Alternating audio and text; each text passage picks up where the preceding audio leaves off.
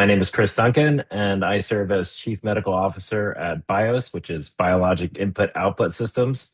I'm a physician and researcher, and a lot of my work has been on defining what is the next generation of prosthetics to be meaningfully useful to people that have lost parts of their upper limb or parts of their lower limb. Um, I have kind of deep expertise in trying to bring the nerves back together and speak to the robotic controls of newer advanced prosthetics. And one thing that we often see in the process of restoring people back to their full potential is that medicine, that surgery, post-amputation healing, infection prevention, contracture management, all the small pieces that add up to adequate and excellent medical care of a person after limb loss isn't quite the end of the road. In fact, it's just the beginning. And I'd like to I'd like to kind of talk today about what recovery happens after the hospital, after the clinic, when you re-enter your life and kind of learn how to live in chapter two. So people living with limb loss, the phase can take a lot. You are adjusting to prosthetic, adjusting to financial barriers, adapting to kind of new ways to accomplish your morning routines, and finding the support systems that make the journey easier. So that's really what today's conversation is about. And we're joined by two wonderful organizations that support amputees and their families in different but very complementary ways. From the Limb Preservation Foundation, we're joined by Lori Gilman, Director, and Denise Santana. The Limb Preservation Foundation works directly with patients to provide financial assistance, resources, and programs meant to meet people where they're at. I've had some experience with the extensive integration of the Limb Preservation Society or Limb Preservation Foundation in the greater kind of Colorado Denver area.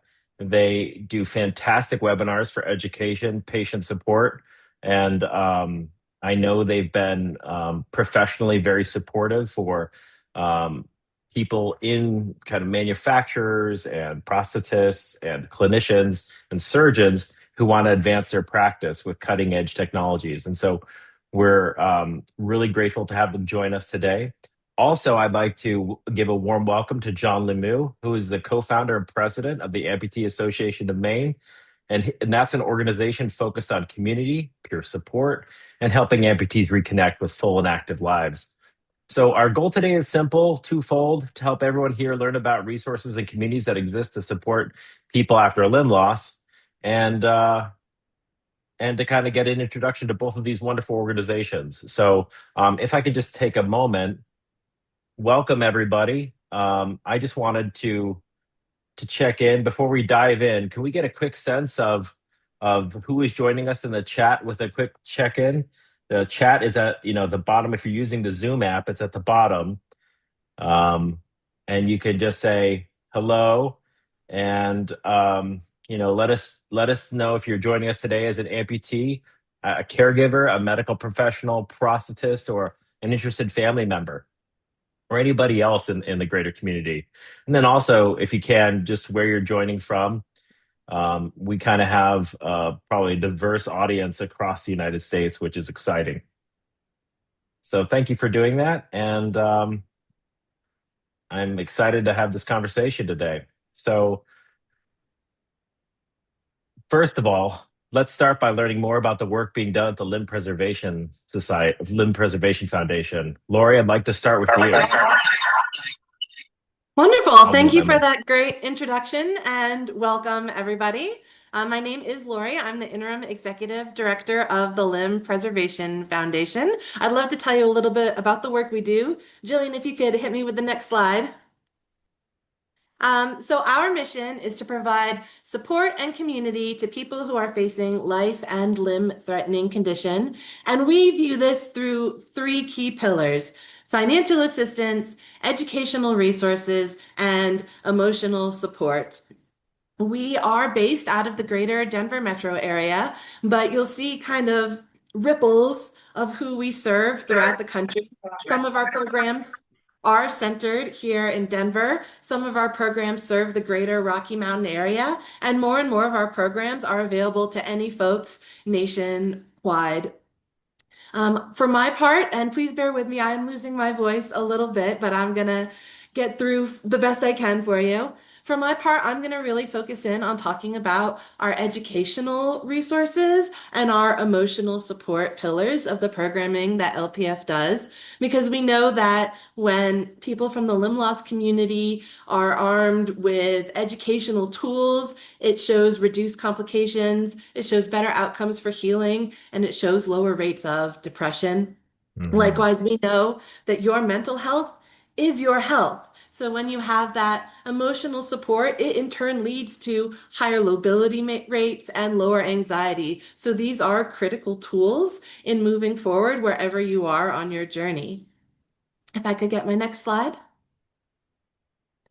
I'd love to start with talking to you about Limb Care Connections. This is a program we launched last year and it is available nationwide. In fact, last month we had someone join us from Canada. So wherever you are, you're welcome to be a part of this community. And it's a mix of those two key pillars that I just told you about.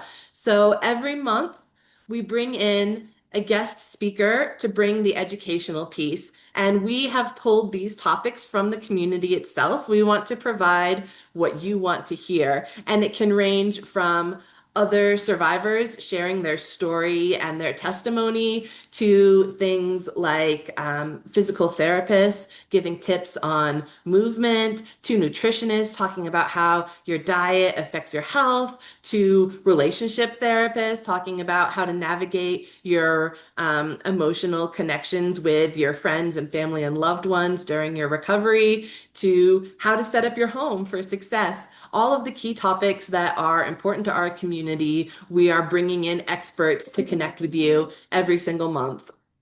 And then after we've heard from our expert, we have a licensed clinician and a volunteer who is a survivor himself that are our moderators, and they lead a group conversation. So you also get the traditional support group that leads to those great outcomes, building community, connecting with other folks. It is available to any part of your community. So if you are an amputee yourself, if you had limb salvage, if you are the spouse or parent of someone from the community, all are welcome to join that group. Coming up next month, I'd love to highlight for you one of our key educational programs, which is our Hope Beyond Limit Symposium. This is a really incredible, unique opportunity where we bring together all of the stakeholders in the limb loss community. So there's conferences that are out there for doctors and there's conferences that are out there for survivors, Hmm. but what we're Hmm. doing is bringing together the entire network. You're going to see doctors, physical therapists, social workers. You're going to see folks living with limb loss. You're going to see their family members. You're going to see other nonprofits. Everyone who has a piece of the pie comes together for this event. And it's going to have incredible opportunities for learning, 6 different educational panels, and 2 incredible keynote speakers. It'll have interactive workshops. And above all, it'll have those opportunities to connect, to network, to meet people, to share Hmm. stories and resources. That is coming up, like I said, next month on Friday, April 24th. And it is here in the greater Denver area. And you may be thinking, well, I don't live in Denver. And fear not, Jillian. Hit me? Yeah, we have scholarships.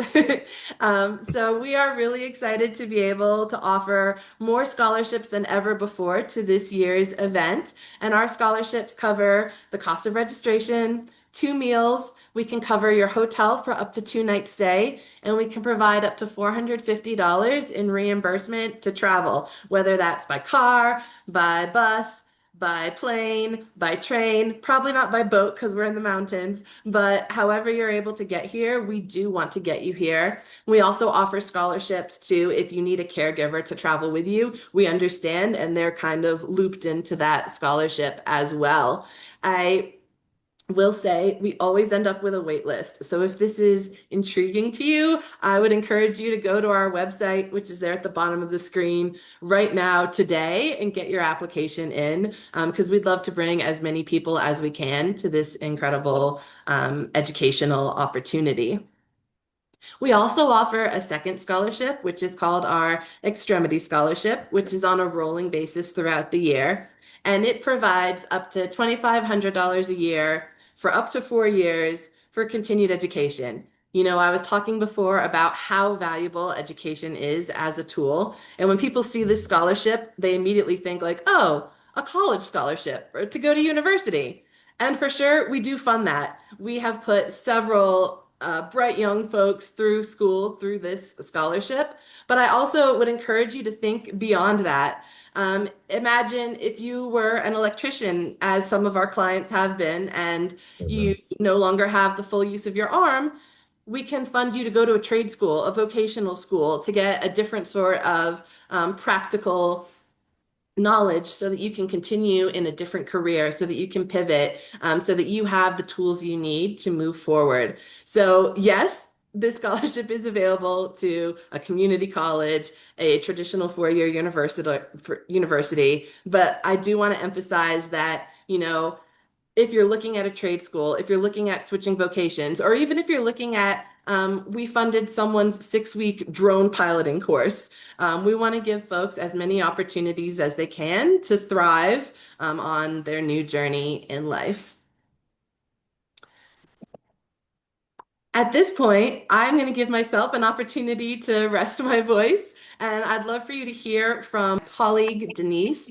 She's our patient assistance coordinator, and she's going to speak about the financial assistance portion of our work. Denise? Yes, hi everyone. Thanks for being here. Like Lori said, my name is Denise Santana and I am the Patient Assistance Coordinator. Before we get into the how we do this, I want to go over kind of who we serve, where, and what we're actually helping grant. So who we're serving, anyone who has a threat to limb loss due to tumor, trauma, or infection. This year, we also added diabetes and congenital conditions. So that is something new that we are also taking applications in for. Besides Colorado, we are serving Wyoming, Nebraska, Montana, Arizona, New Mexico, Kansas, Utah, or Idaho. I am in the process of really pushing our reach out to other states other than Colorado. We do see a lot of applications coming through here, but if you are in any of those states that I mentioned and would like financial assistance, we would love to be able to see your application. Um, we talk about this a lot. We really want to keep our clients housed during this transition. The financial assistance is really meant to help in these really critical times, you know, when people are going through the threat of limb loss or actually losing a limb and need that financial assistance immediate for other things, you know, that come up, the the hospital visits, you know, having caretakers come in from out of state, all things like that. So anything to kind of do with the home. So utilities, gas, health insurance, we also help with car insurance, internet, definitely rent and mortgage. We do have a yearly cap of $5,000 per patient, but and a lifetime cap of $15,000 per client. We do have limited funds monthly. Right now, we have around $13,000 we can distribute. What each client receives is dependent on how many applications we get in. It can vary from month to month. You know, one month we might be able to cover the entire rent. The next month we may be able to help with a couple utilities. So it really depends on kind of how many applications we're getting in and what that urgency is that we see through the application.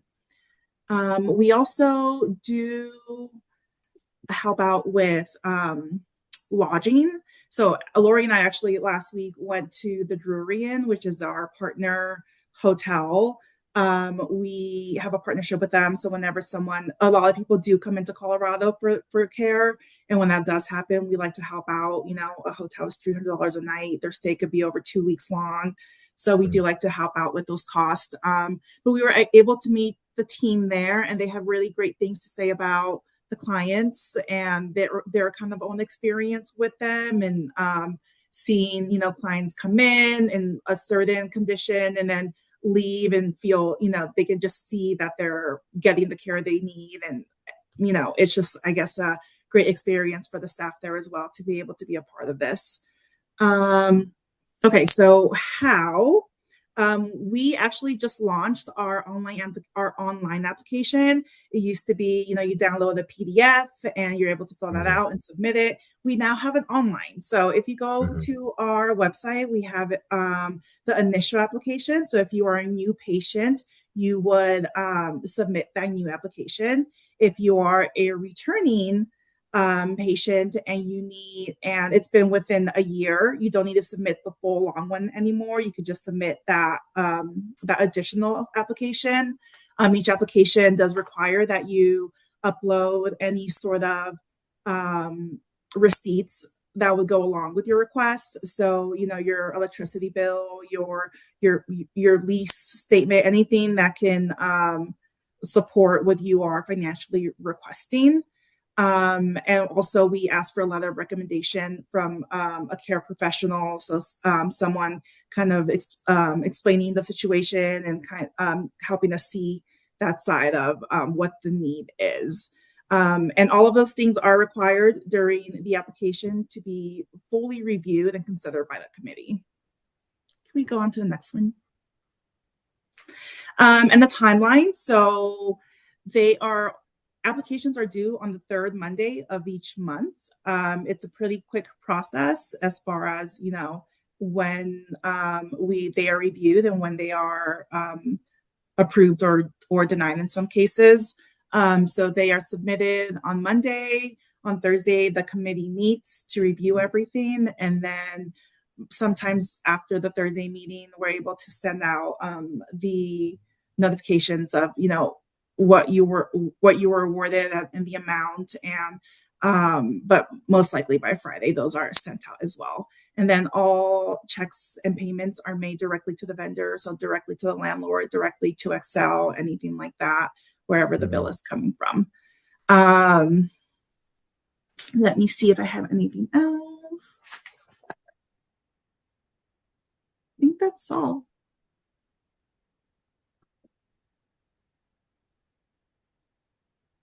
I think we're going to do a little Q&A after this if you have additional questions about our programming, but we just wanted to note you are more than welcome to reach out to us directly. We'd love to hear from you. We'd love to connect. Denise's email, my email, and then as a fun bonus, you can get both of us at that third email.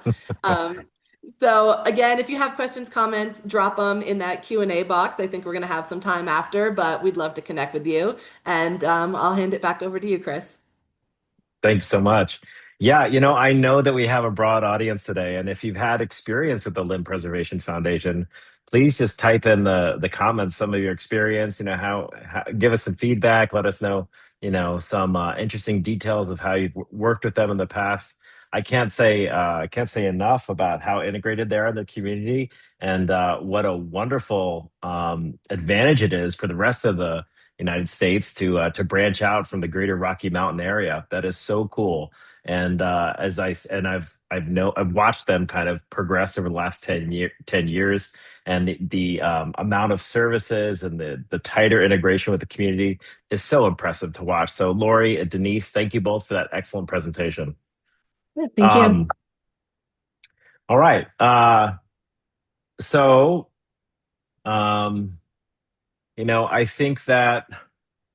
I think we should pivot now. And for those of you that are just joining us, I'd like to transition here to John Lemieux, who is the co-founder and president of the Amputee Association of Maine, which is an organization focused on community, peer support, and helping amputees reconnect with full and active lives. And that looks like a wonderful hike. Is that the Appalachian Trail? No, that's an island off the coast of Maine near Portland. Well, Yeah, John has the amazing distinction to spend the winters in Southwest Florida and Maine in the summer. I don't know how you could do it better. So, John, I'd love to bring into the communication into the conversation. Can you tell us about the Amputee Association of Maine and why organizations like yours exist? certainly. Thank you, everybody, for joining. Um, so my part of this is going to be uh, much more psychosocial. It's going to be kind of the softer part of this. Um, I helped form the Amputee Association of Maine in 2013. I lost my leg in December of 2012 to cancer, and I was going to some support groups at a local rehab hospital, which were essentially just coffee klatches. People would get together, we'd have coffee and cookies and uh, kind of compare war stories, and there wasn't a lot of depth to it. I mean, nice people, but I realized pretty quickly that and those of you who are amputees in the audience will know this. When somebody comes and they you have to lose a limb, oftentimes it's traumatic. It's the result of an accident, or in my case, it was cancer. So I had some time to emotionally prepare as much as one can. But the whole affair is basically we're going to take your leg. In my case, you're going to be in the hospital with us for a couple, 3, 4, 5 days. Uh, you may go to a rehab hospital. You may go right home. You're going to have to pick a prosthetist to build an artificial limb for you. God bless and good luck. And that's kind of the medical model. And, and I realized that was just incredibly lacking. And so we formed the Amputee Association of Maine to try to provide a community of peers, a community of professionals, in our case, an online library. We chose to focus more online because Maine is a huge state. From my home in Portland, Maine, I can drive to Manhattan in the same time it takes me to drive to Fort Kent, Maine. So we thought being online would allow us to serve this population that in a state that stretches 325 miles. And to go east to west in Maine, there is no east-west highway. So online was the obvious choice for us. And then the things that we wanted to talk about and the things that we do talk about, first and foremost, was the concept, of acceptance, both for yourself and for your family. Um, I was very fortunate that I'm wired in a way that the first thing that I came up with was, okay, they're taking my leg to save my life. And I wrote a book about it. I think it's on the next slide. But life is greater than limb. And the reason the way that title came about was when they told me that they were going to take my leg and in doing so, hopefully cure my cancer. It just jumped into my head. Okay, my life is greater than losing a limb. And I shortened that to that little equation, life greater sign limb. And then I probably wrote that 1,000 times until it just became the mantra. Um, and the subtitle, My Journey to Becoming Whole, was one of my former running partners who became a really close friend as I was recovering. Um, I changed a lot in learning to accept the loss of my leg. I play a lot of golf now because it's the only thing I can still compete at, and I compete nationally in adapted golf events. And I was being interviewed by the little classic small market sports reporter, 24-year-old blonde girl, a couple of years out of college, and we're doing a walk and talk interview. And at the end of the interview, she holds up her microphone because she was about 5'4" and I'm 6'2". She says, "Do you ever wish you had your leg back?" And I said, well, yeah, I do. But if I had to give up what I've learned about myself in order to get my leg back, then no, it's not an even trade. I'm a much better, deeper, more empathetic person for having gone through this. And when I talk to a lot of my amputee friends, a lot of the guys I play golf with and the women I play golf with, it's the same story.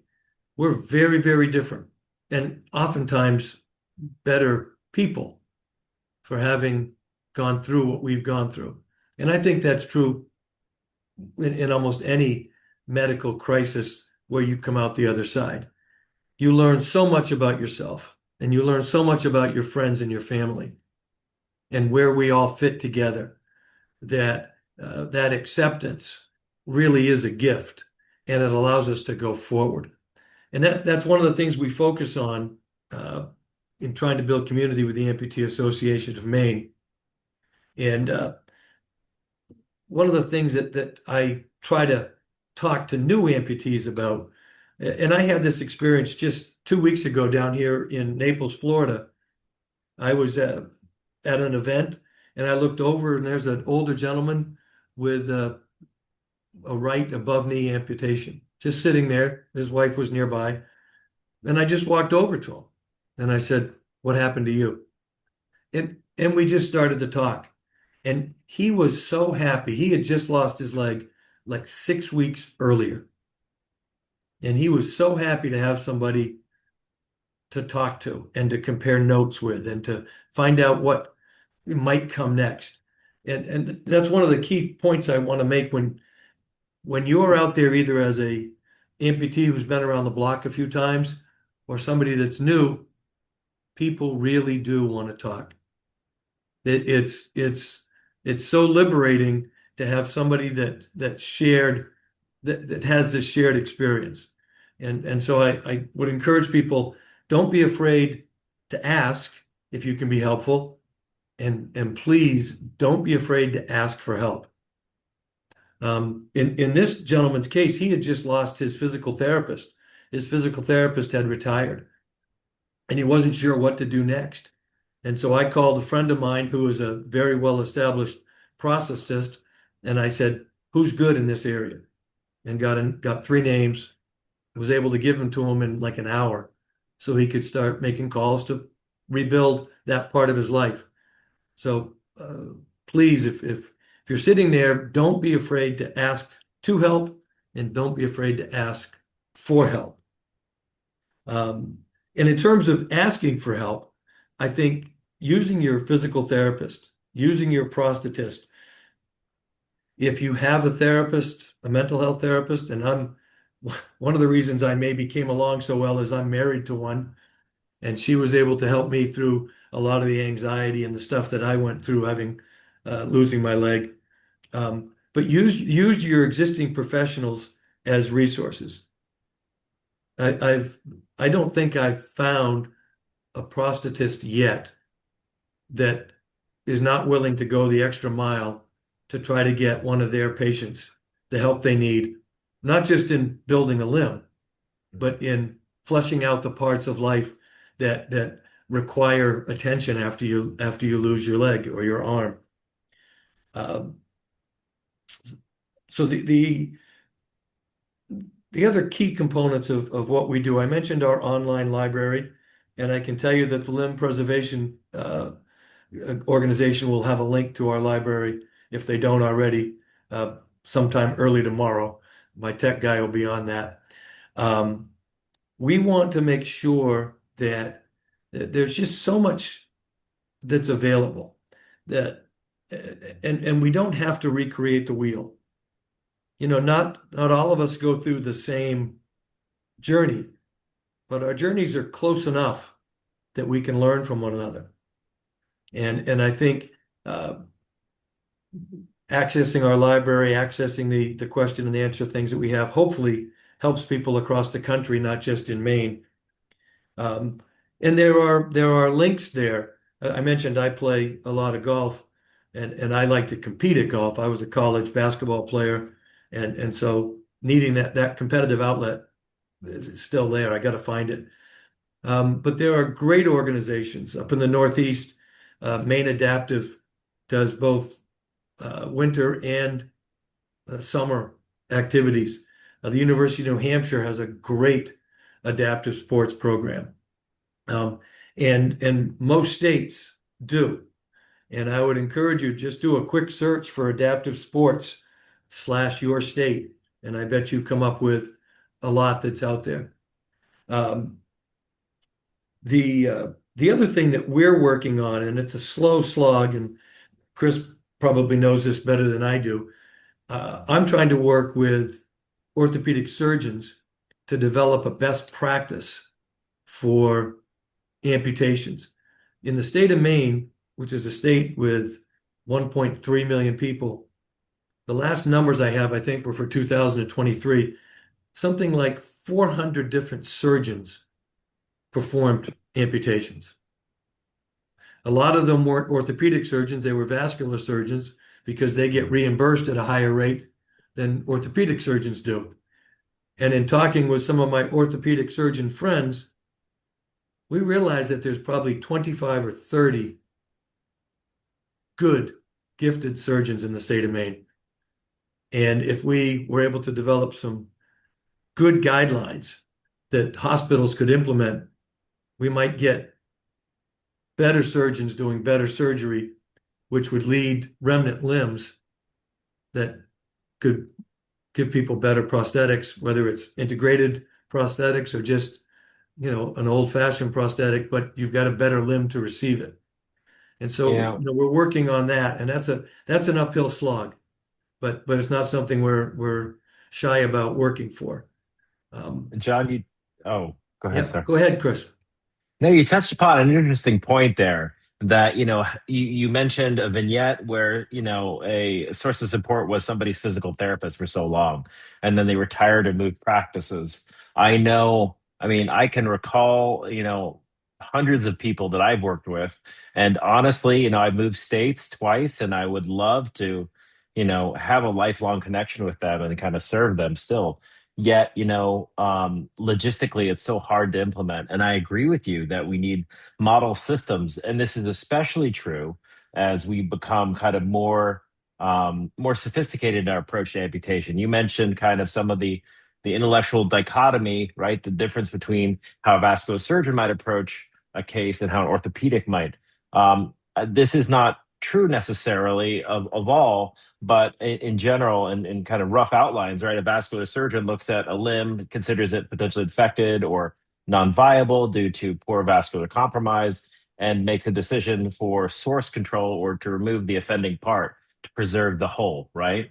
An orthopedist does the same often, but also thinks a lot about weight-bearing constructs, right? Like, how will this residual limb last the duration of this person's life? And, what activities do they do? Like, right, do you play golf? Are you competitive? What level would you like to be at? And I hope that we can move towards a kind of a nationwide framework on these issues. The Veterans Administration has kind of some unifying guidelines that that are pushing excellence of care and preservation of the contralateral limb, the other limb, and so do larger health systems like the Mayo and I know University of Colorado was looking into systems like that. So I think in the future we need to glue the whole together, and I think make sure that there's a really meaningful continuum for people experiencing this tragedy. That you brought up the contra limb. That's so important. The not just the contra limb, but the idea of working to maximize what you have left. Yeah. And that maximization, I think is not just physical. It's obviously mental and emotional, but it goes to nutrition. It goes to trying to find some way to keep your activity levels high. And I used to be a runner. Running was my stress relief. Grab my shoes, off I go. The world's a better place in 30 minutes. Well, the way my leg was cut off and in my case reattached, I don't have any muscle support on my left side to move a limb quick enough to run. So I struggle with making sure I eat well, making sure those donuts that I used to run off on a Saturday morning, yeah, they kind of linger a bit now. Um, but being aware of those things and finding ways to keep your activity level up, be aware of slowing metabolism as one ages.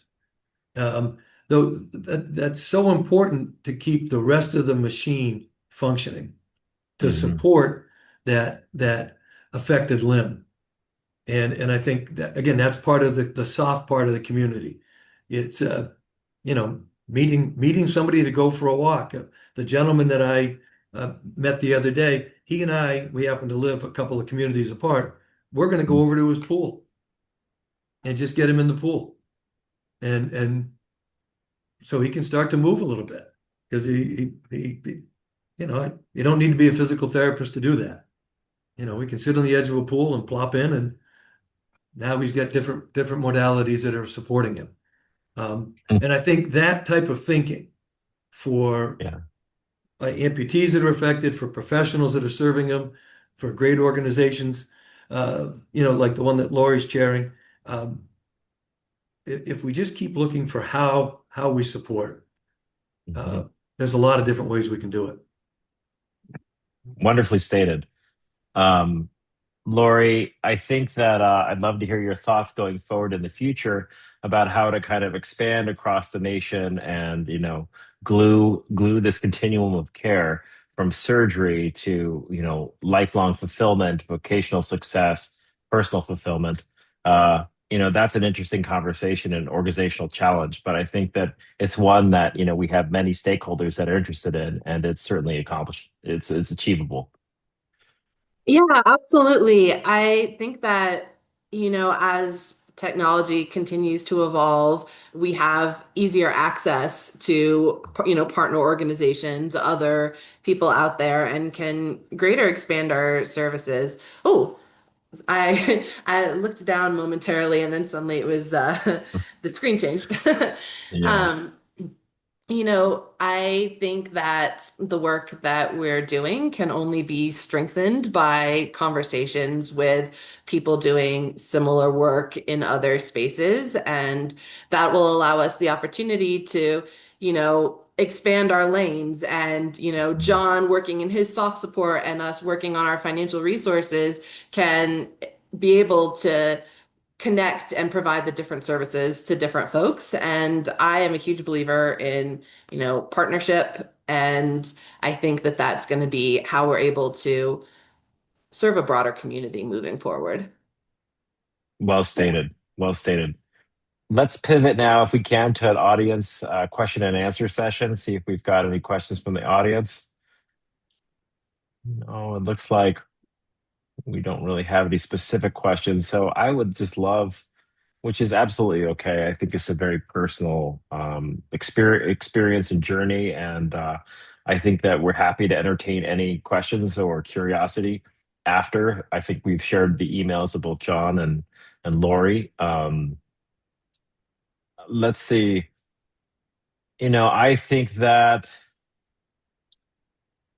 the hardest thing in my experience is trying to connect the disparate needs of a health system to the prosthetist, to the physical therapist, and then eventually to the amputee support group. But I also find that once patients or clients are plugged into the amputee support group, that becomes like a reservoir, if you will, of like institutional knowledge, how to navigate the system. It opens up invitations like John just alluded to, like, hey, I've got a pool, come on over, let's do some workout, and that is so cool. So the faster we can funnel them to those peer groups, where it's not just a name on a page or an email address at a distance, but somebody whose name and face it's cool. Okay. um I wanted to just stress that the importance of mentorship, I think, has been um, really impactful in my practice. And are there opportunities for amputees in the future to mentor with either in Maine or in the Greater Rocky Mountain area? And if so, how would somebody get involved? certainly with the, up in Maine, uh, I take phone calls, certainly not weekly, but frequently. Um, Mhm. it's strange that most of the phone calls that I've received in the last couple of years have not come from amputees, but have come from concerned family members. Okay. Hmm. I had a call a year or so ago. There was a very distinguished medical professional who had lost his leg in a traumatic accident, and he was cooked. Hmm. Didn't want to leave the house. Couldn't see his way, out, and his children were just looking for ways to try to, get him to look beyond the fact that his life was forever changed, and Mhm. and find some acceptance. And I worked with them to try to get him in contact with a therapist, first of all. Um, but it was really strange because this individual was, I mean, he was a mental health professional. He was a surgeon, if I remember correctly, and you know he knew better. But it was, you know when it's you, it's a there's a Mel Brooks had a wonderful line, the difference between comedy and tragedy. You know, uh, tragedy is when I have a hangnail. Comedy is when you fall down an open manhole cover. When it happens to you, it's so it's so tough. And uh, but I think just reaching out there, the support's there. And if you look for it, and I think go to the people you know. Go back to your doctor, go back to your PT, go back to your prosthetist, and let them know you need help. It's the rare professional who won't bend over backwards to try to help you. I'd That's love to true. echo I'd love to echo what John said. We're also seeing an increase in people reaching out that are parents or spouses or family members of people affected and looking for support themselves and resources themselves. We do offer peer mentors from Mhm. LPF.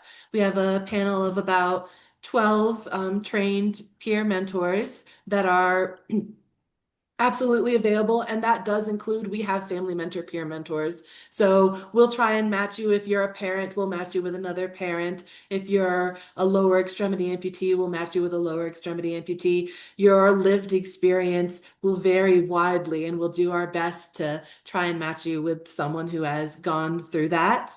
Um, and our peers are trained to meet you where you're at. So if you just want to text now and then, we can set that up. If you want a phone call, if you want a Zoom call, I've even got one mentor who will is drive on down and meet you in person. Um, we do also recognize too that people, when they're in their first crisis, their initial crisis, will immediately be overwhelmed. And so I don't necessarily recommend a peer mentor at that point, just because we found so many people ask for it, and then when that mentor reaches out, the person is just too overwhelmed to process. So I just do want to stress we're not going anywhere. We'll be along for the entire journey, and your peer mentor is available at whatever stage you need them. Wow. That's great. Denise, I wanted to extend a heartfelt thank you to kind of building out a great infrastructure to help people financially. That's such a generous token, and thank you for that. And thank you again for to the audience, Lori, Denise, John, for sharing your time, your stories, John, your very personal story, and your transition to a better self was extremely inspirational. And thank you to everybody else who chimed in and joined the conversation. That I think that we can enjoy the takeaway that that there's a community of individuals look at waiting just around the corner to assist after a limb loss. We just have to find them, and so I'm so grateful for you guys to connect people going through that hardship. And so thanks again for being here. Wonderful work. Well, thank you for Thank having you. us. Yep. Thank you.